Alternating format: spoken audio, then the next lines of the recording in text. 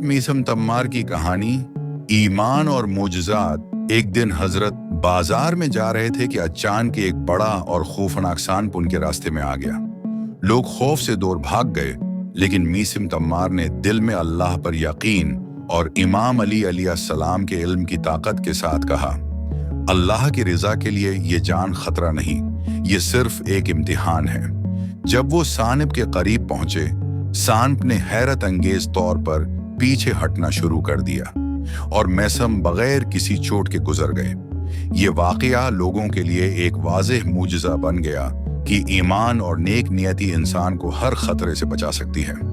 इसी तरह एक दिन इब्न ज़ियाद के दरबार में जब हजरत मीसम तम्मार को ज़बान काटने का हुक्म दिया गया, वो खामोश नहीं हुए।